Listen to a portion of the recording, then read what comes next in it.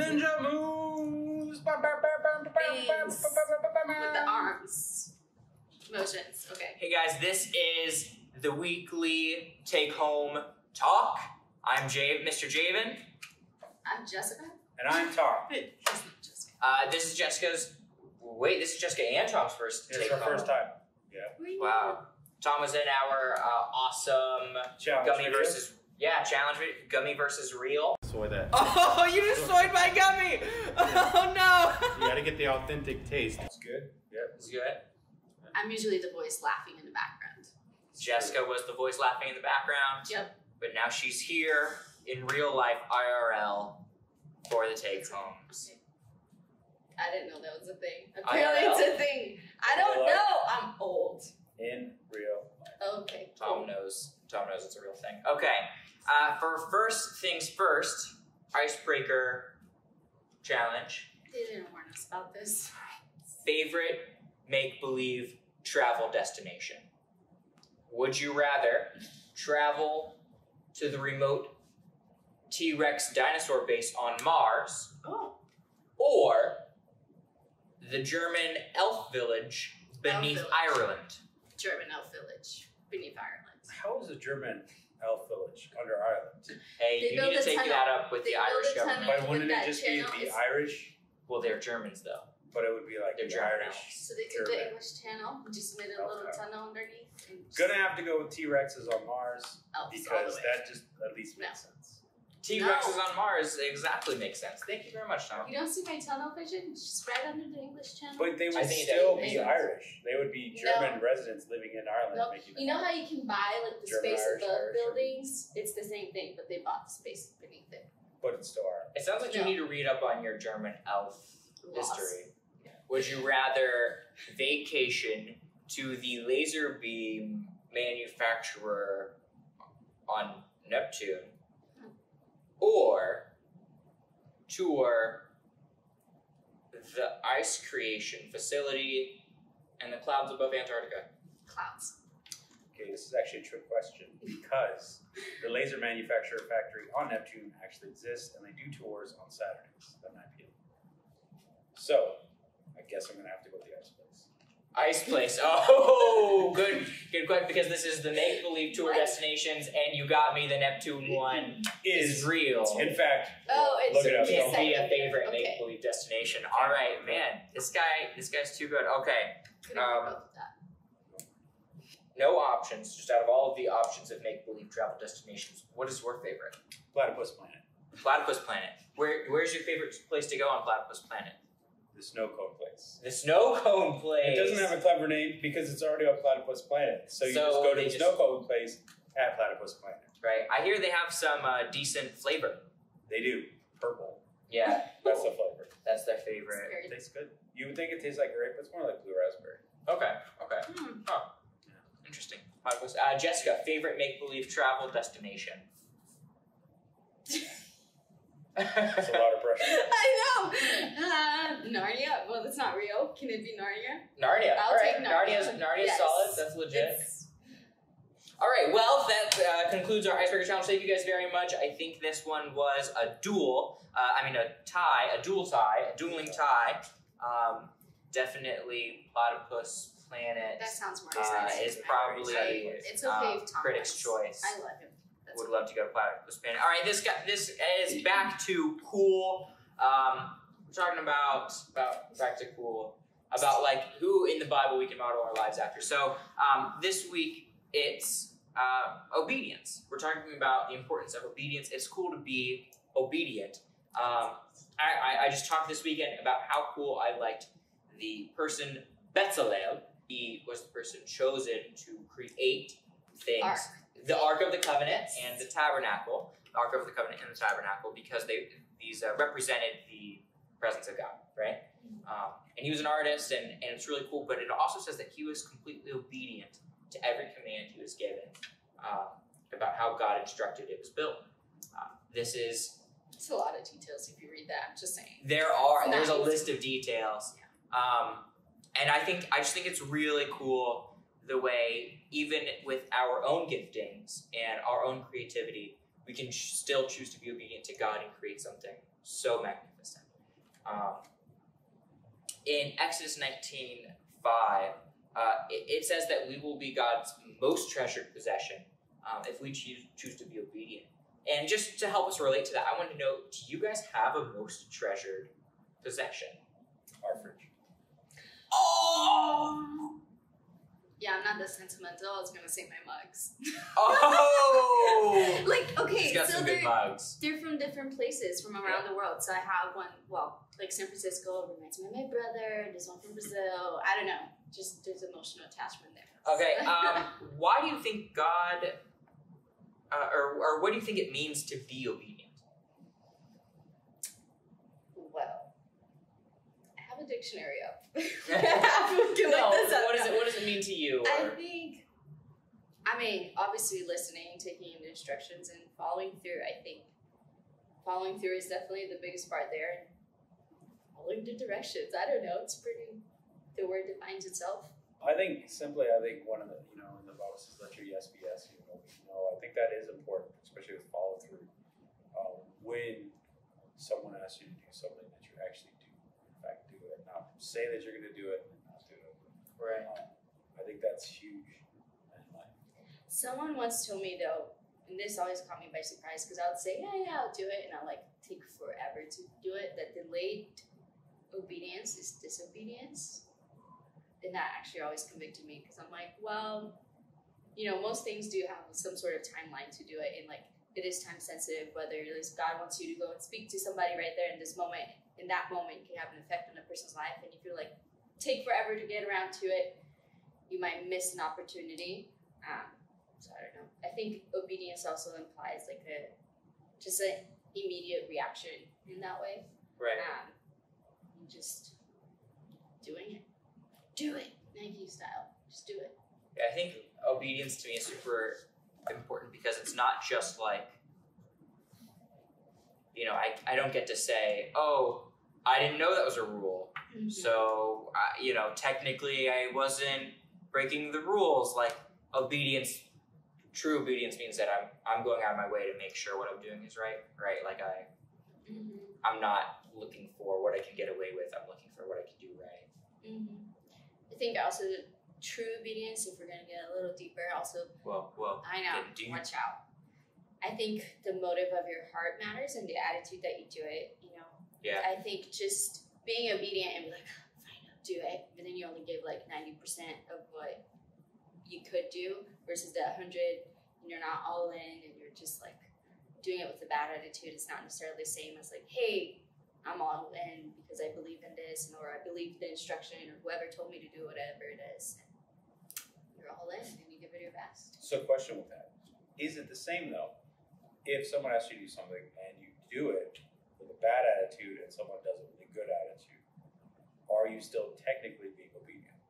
Tripping us up, Tom. This is getting deep, man. I think they're both obedience. I just think there's my uncle used to say there's better obedience. Yeah, in a way, yeah. There's Obedience version 2. there's a good way and then there's the better way. So there. Because I think in some ways, I think for sure in some way it really does honor God if I super don't want to do something. True. And I'm making the choice to do it anyway. But I think even in that, I can make the choice to do it anyway and be upset about it the entire time, have a bad attitude. Well, I'm doing this because God asked me to, but I don't want to do it. And I'm pushing this old lady's grocery cart across the parking lot because that's what I was supposed to do because God asked me to do it. And I'm and I'm complaining about it and I'm being mean. Well, that's, yes, I am doing it and I'm sure that's good, but it's better if, even though I didn't want to do it, I still chose to let go of the thing that was holding me back, of saying, okay, you know what?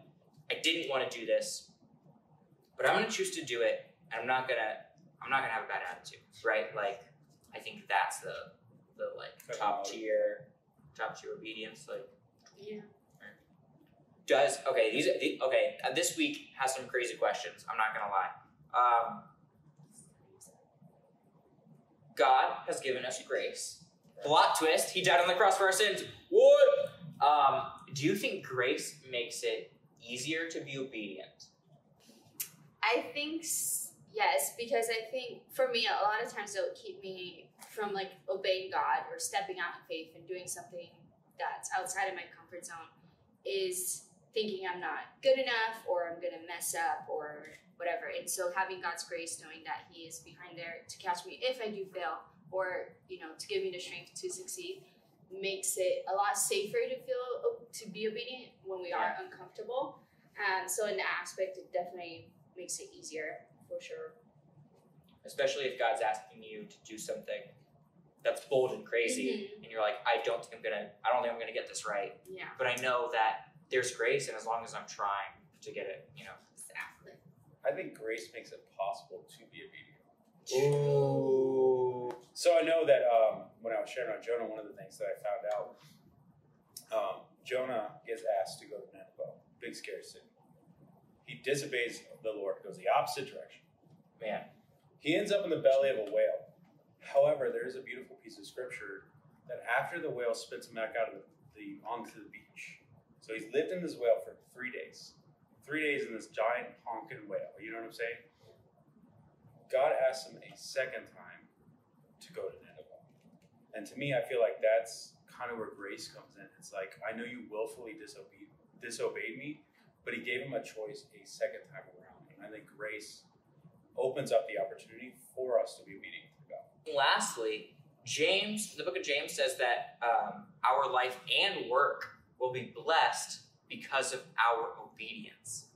Have you, like, this is kind of a weird thing to think about, but have you ever had someone, the question says, bless you for your obedience, but even just honoring you for your obedience, right? Somebody that gave you the recognition you deserve or something like that on earth. I was gonna give a God example. Just putting, well, my thing, like, okay, so when I was getting ready to go, like, to college, I really felt God, I'm sorry, it's not on earth. I mean, it is. Well, it's on earth, but it's okay. It's okay.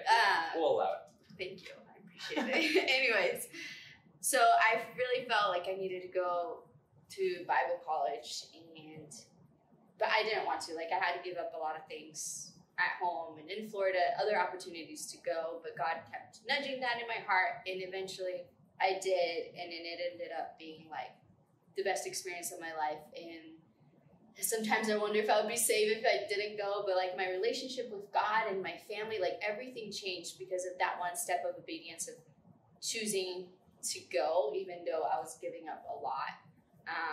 So I think there's definitely a reward to obedience, even when you don't see the immediate consequences of it. God kind of knows what He's doing. So you got to trust Him in that when He does ask you to step out boldly. That's my example. No story. It's actually Okay, all right. funny enough. It's why I'm on this couch today. Whoa. I had a great job back home, and I was getting coffee one day upstairs in the cafe, and the Lord said, "I want you to go back to school." You guys just stay in school. Stay in school. Go to school, apparently. No, and I did have a choice. I could stay where I was comfortable and, live the rest of my life there, or abandon everything, not necessarily, but give up a lot and to travel to Orlando to go to the school that I did go to.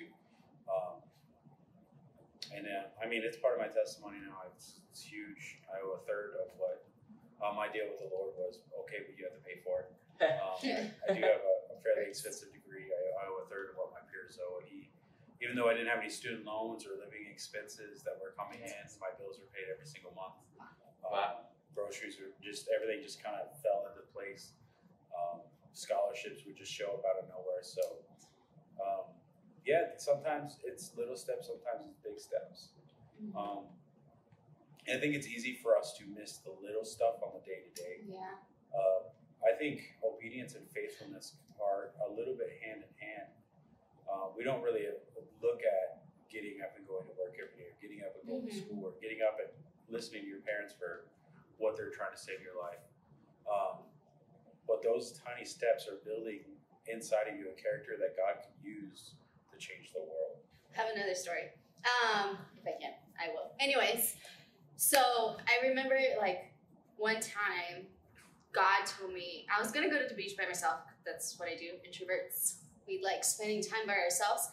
So I was like getting ready to go. They don't understand me. Where are you, introverts? Anyways, I was getting ready to go to the beach by myself, and God was like, you need to invite this person. I'm like, but it's me time. It's like just me. I don't want to. And like she's not normally someone I was gonna hang out with. She's very the opposite of me, like super loud and like people, and like she actually like talks to people in stores. You know, when you're checking out in a grocery store and you end up having like this 10-minute conversation, I'm like, can't let anyone be a stranger. Like, we don't need to talk right now. Just let me be me. yeah. Anyway, so I was like, Lord, I just need this time to rest. Anyways, I obeyed, and I know it was really hard. No, I called her up, and she's like, yeah, I'd love to. And so we went to the beach. We actually we drove to both coasts in one day, which is really awesome. But she ended up being my best friend. Like, there was no way, like, naturally, I never would have, like, gotten along with her or naturally gravitate towards her to be friends with her.